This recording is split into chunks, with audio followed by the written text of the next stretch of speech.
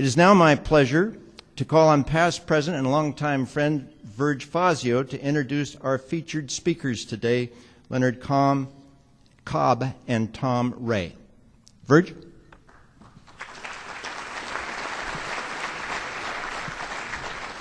Thank you, Stan. Please welcome to the podium, give a Rotary welcome to Dr. Leonard Cobb and Dr. Tom Ray.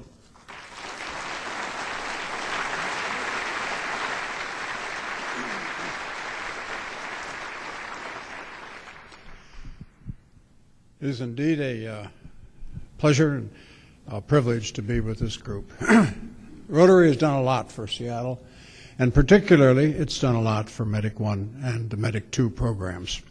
I'm going to just spend a few moments going on down memory lane today to show you or to describe what has happened over the course of a half a century, and try to put us in perspective to where we might want to be. First of all, this is the 50th year, as shown on the slide there. This is the 50th year after the invention of modern-day effective cardiopulmonary resuscitation. This was an extraordinary development and one that is almost without peer in terms of applications for medical use in the hospital, out-of-hospital setting, and is a real winner. Here's an interesting photo. I don't know how well this is going to project, probably not very well, but in the middle we see the president of the Seattle Downtown Rotary, Joe James. Gordon Vickery, chief of the fire department, is there. And at Vickery's left is Werner Sampson, who was president of the American Heart Association. These three guys were very instrumental in seeing to it that this Medic 2 program did get going. Now, let me just, if I may, digress for a moment and say, how did this come to be? People will say, oh gosh, Cobb, you were really smart to think of having a community program and we'll train the citizens of Seattle and the Seattle area when and how to do CPR. But it's not that straightforward at all. When the Medic 1 program started, there were no engine companies sent out for medical emergencies. They only responded in case there was a fire. Then, in case for medical emergencies, there were a few aid cars around. I think there were 5 of them that would go out, but there weren't very many runs in those days. Well, we started Medic 1, and there always had to be an aid car that go along with it. And the aid car generally got there first because there was one medic unit for the entire city of Seattle. So we started, after about 6 or 7 months of operation, I said to Vickery that, it would really be a good thing if you could send out somebody from the engine companies at the same time as the medic unit, because they'll get there faster than the aid cars. There's only 5 aid cars. There's 30 engine companies around town. And Vickery said, yeah, he thought that was pretty good. And so he spent a lot of effort cajoling with the union and the city and one thing or another, but it did work out.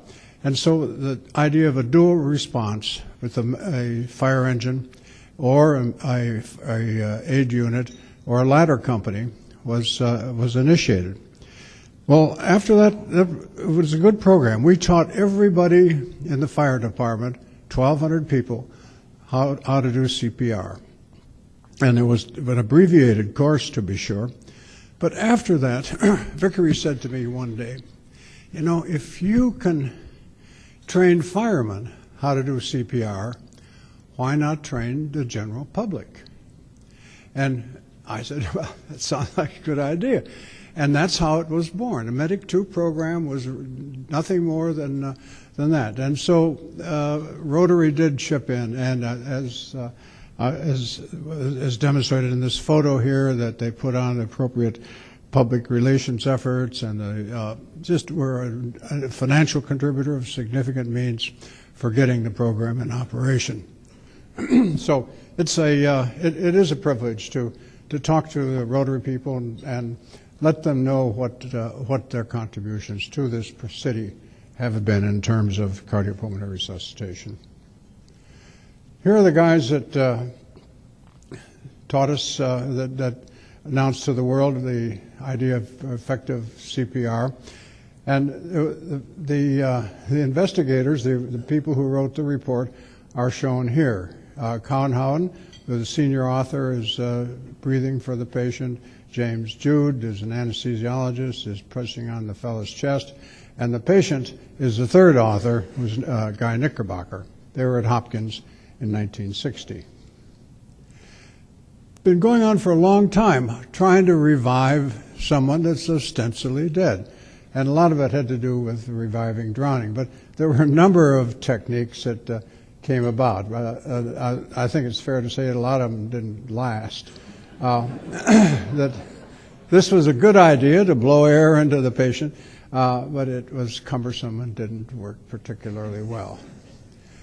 I'm not sure what they're doing in this photo, but it wasn't. And then another effort is demonstrated here. And then some of you may remember the push-pull first aid for drowning victims was proposed. But it wasn't until 1960, 50 years ago, that the idea of chest compression for a victim of cardiac arrest, whether it was drowning or whether it was a heart attack or whatever it was, that this would be an effective way to treat patients with an arrest. And the idea was to compress the heart, and that is shown up in here. The heart is being compressed by pressing down on the sternum, and that's part of the mechanism for the blood flow that goes there, and maybe enough for us at the moment. But there's probably there are other mechanisms involved as well. But for whatever reason, we do have an effective means of providing circulation in a victim who has no circulation. What's all this mean in terms of efforts of Medic 2, of Rotary? Well, here's a representation. A number of years ago, we made this chart, and it showed the difference in outcome and survival of patients with cardiac arrest who had bystander-initiated CPR, which was one of what was involved with Medic 2, or whether they had to wait until the fire department arrived on the scene. The fire department outcomes are shown in red on the right. And its survival rate was doubled if the bystander was able to initiate CPR. So we felt that this was good reason that we would continue the Medic 2 program. As Joe mentioned, our original goal was about 100,000 people in Seattle and King County. The number today is somewhere in the region of 750,000 that had taken this 3-hour training program.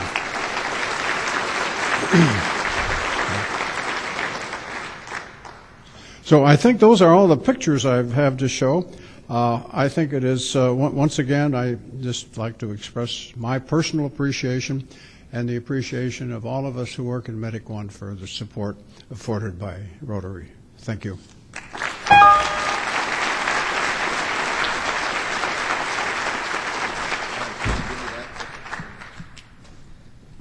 All right, well, my name's Tom Ray. I also want to echo Dr. Cobb's words of thanks and appreciation.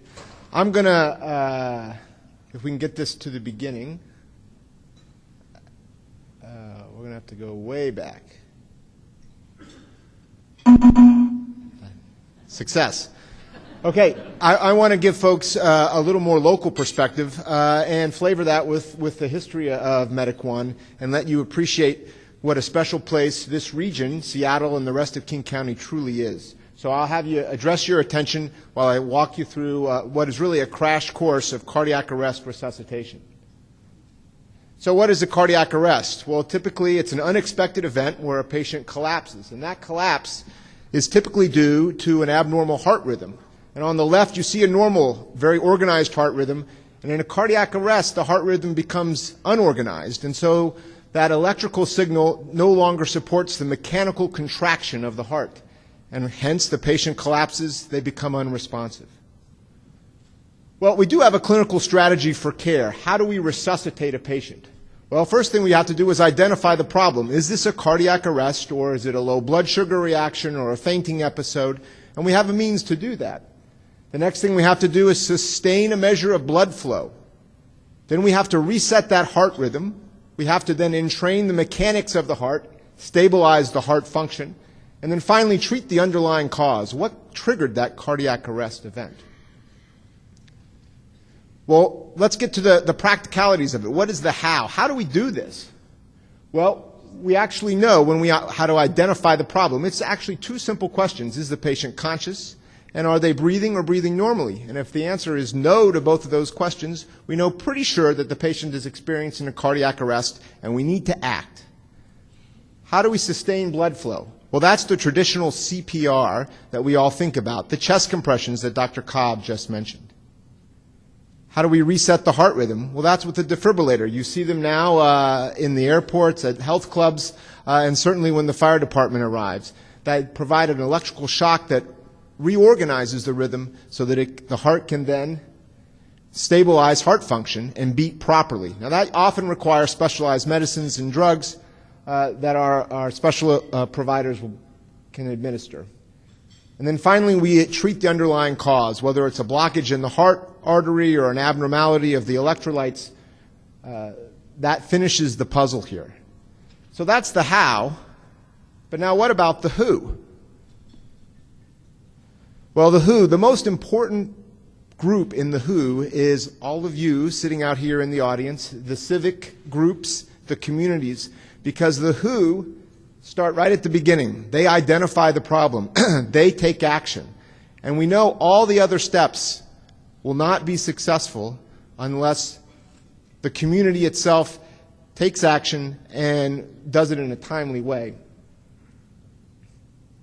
Certainly we have the emergency dispatchers. They're critical. We have our EMT firefighters and paramedics. And then finally we have our hospital providers. So that's actually becoming a fairly complex, complicated system. There aren't too many conditions where you have to coordinate a series of potentially complex tasks across a whole group of stakeholders, some of whom will never see a cardiac arrest again, some of whom certainly don't want to see a cardiac arrest again, along with the groups that are trained to do this type of work. And of course, you have to do all this in about 5 minutes. Okay? So that all of a sudden, what seems like a straightforward activity becomes very complicated when you talk about the integration of a series of activities and you talk about the variety of stakeholders that you have to bring together in a coordinated fashion. So it's no wonder when you look across any community, most communities in the U.S. or other parts of the world, that cardiac arrest survival has been somewhere around the 5%, 10%, 15%, and it's stayed that way over the course of the last 40 or 50 years. Now, where do you think Seattle would fall, or the rest of King County, if you superimposed it on that graph? I'll take the guesswork out of it. All right, here is Seattle, and if you're in Bellevue, it's the same thing. If you're in Auburn, it's the same thing. If you're in Renton, it's the same thing. If you're in Shoreline, it's the same thing. Okay, so then that begs the question, why? Why? We know this, okay? We know this. We know what the challenges are. We know, on paper anyway, what the answers are. But as I think I've hinted, the challenge really is to bring these pieces of the puzzle together in a constructive and integrated way. And that really gets down to personalities, taking the responsibility, working as a team, and basically having a leader. And I think if you think about what's the key to success in our community, and I talk about Greater King County, it truly is a handful of leaders, of which Dr. Leonard Cobb is probably the preeminent. Now, he will be quick to decline or deflect this attention, and he'll point to Drs. Mickey Eisenberg and Drs. Michael Kopis and others. And combined, they have over 100 years of community leadership on this topic, something they probably don't want advertise maybe, but they do over 100 years. But clearly Dr. Cobb has been the catalyst, as it were, for the community's response. He recognized the importance of having the citizen groups because they are the starter of the whole process, and without their commitment and their involvement, success wouldn't be at hand. His rules for success, I think, are pretty simple. You got to pay attention. You measure everything that occurs in a cardiac arrest. You work hard, you set standards high, you expect excellence, and then you play as a team. You integrate all those involved, whether it's the community, the dispatcher, the firefighter, or the hospital. And you do it over and over again. So I think when we think about what's a successful strategy, we have to think about the leadership, and in this community it's clear that that's been Dr. Leonard Cobb. So I think I just have just enough time for an example of this leadership. So when we think about traditional CPR training, okay, we think about the respirations and the breathing, and I don't expect you to read through that, but it's up there for sort of point of emphasis. It actually gets pretty complicated, especially if you have never taken a training course or the last training course you took was a year or 2 or 3 years ago. The airway and the breathing, you have to pinch the nose, tilt the head, then you got to lock lips and give breaths, but you just want to give enough breaths to have the chest rise. You can see where someone might be reticent or may not be able to pull that off in the heat of the battle.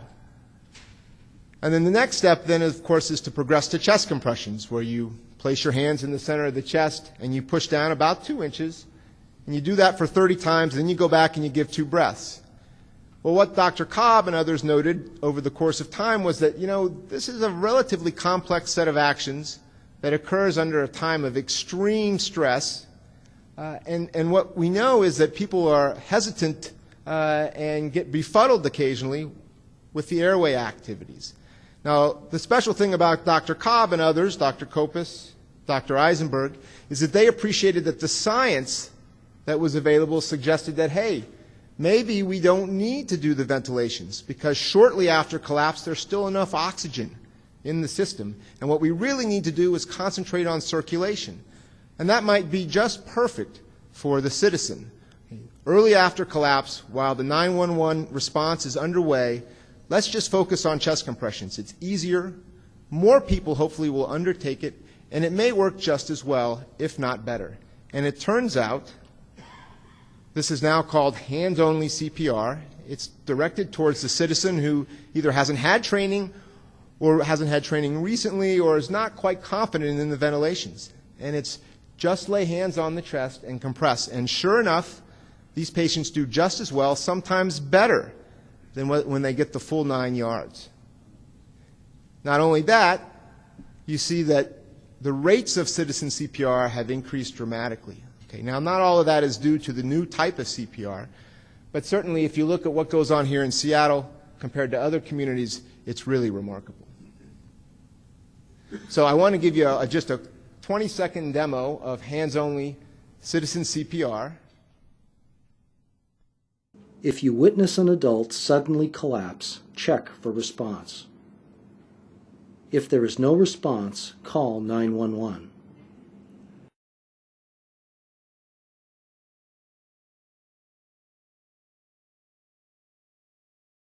Next, bare the chest and push hard and fast in the center of the chest.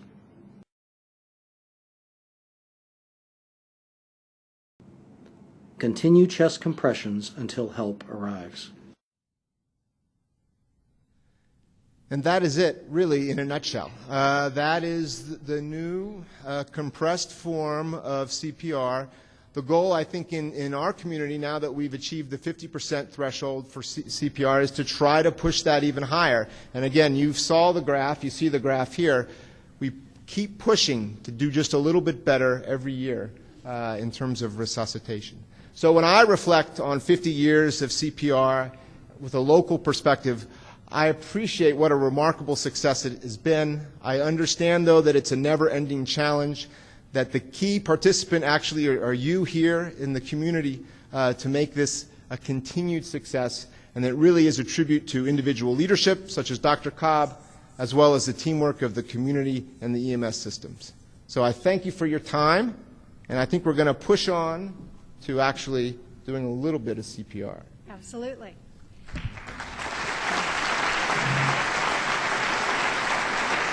So this is the moment you've all been waiting for. Notice in the center of your table you've had a very quiet guest.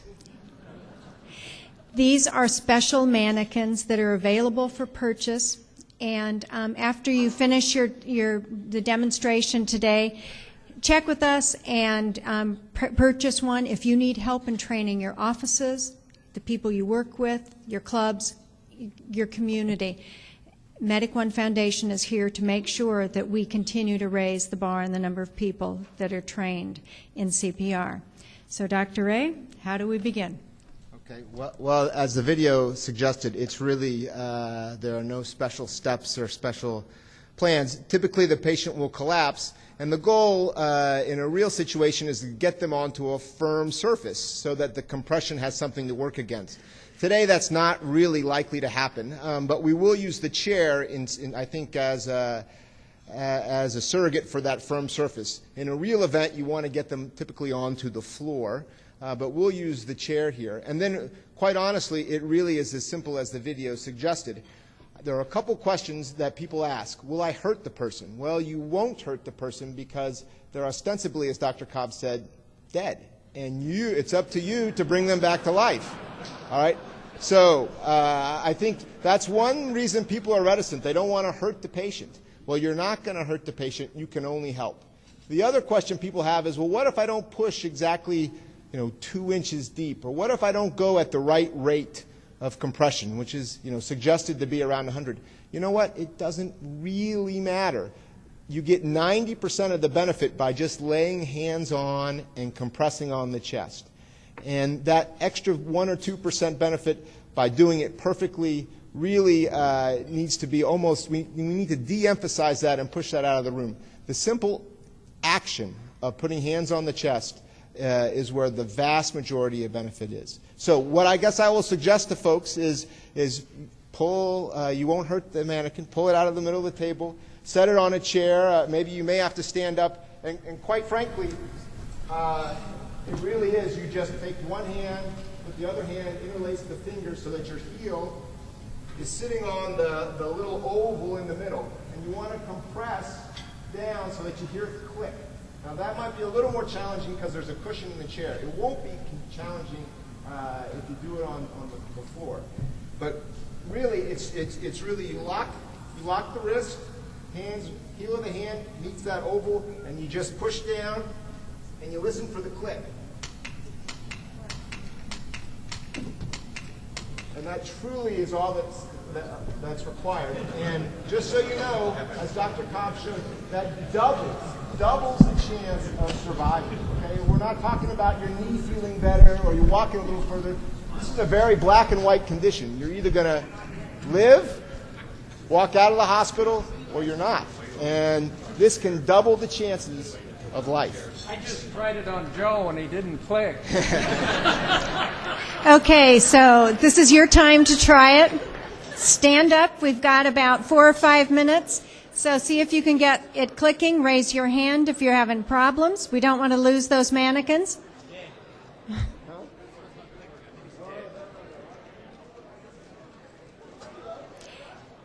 Around the room are members of the Medic One team that are going to be able to help you. So go for it. Okay, how's it going? How many lives have been saved? Fantastic. If you could take your seats, please.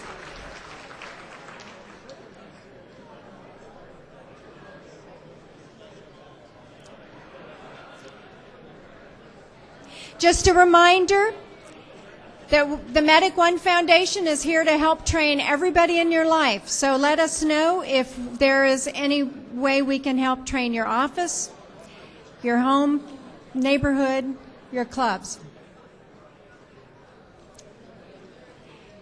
Now, don't you all feel a lot safer after this? Okay. Let him back. All right, folks, if you'd all take your seats, we've got an important announcement. Please take your seats. I'm sure after the program there'll be time that you can continue your practicing. And don't forget either that, a week from this Saturday, the 18th, we're going to have an emergency training class with the Red Cross, and this will be another opportunity, I'm sure, to get exposed to this training.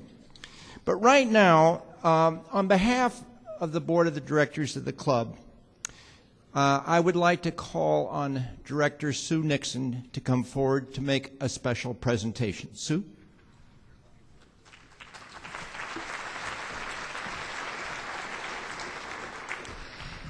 Thank you.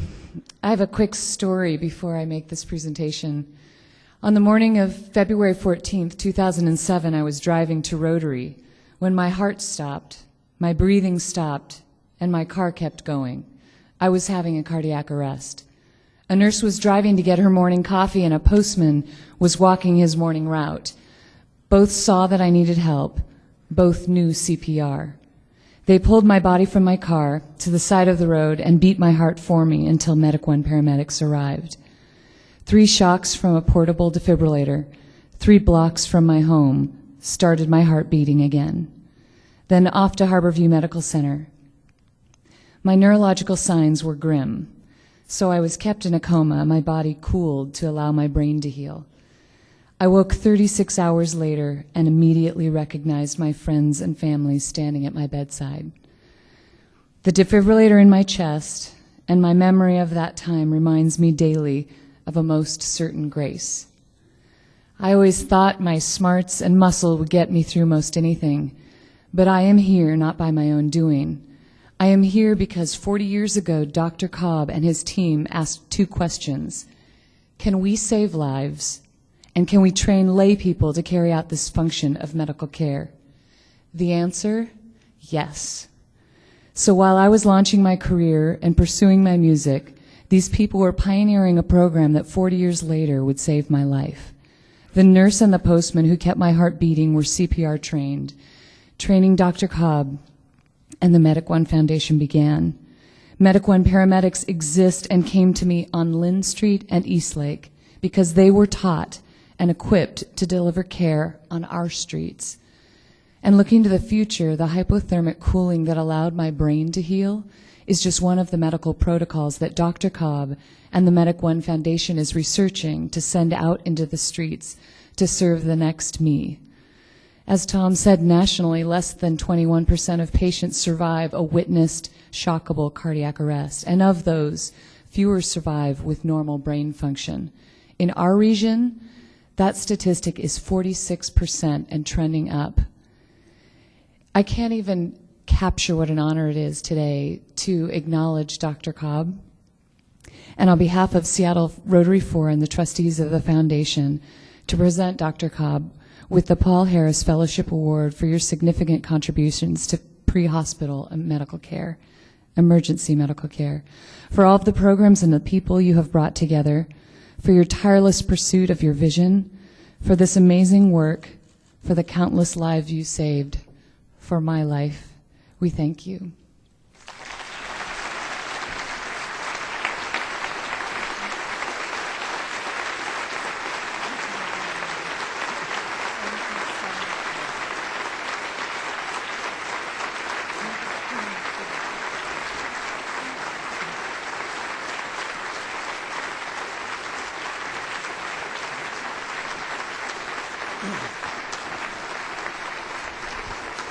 Well, thank you. Well, little did I realize, Sue, when we were sitting together at lunchtime, that you were so eloquent in your in your reporting of this thing, but the fact that it happened at all to you was really a surprise. So anyhow, thank you all very much.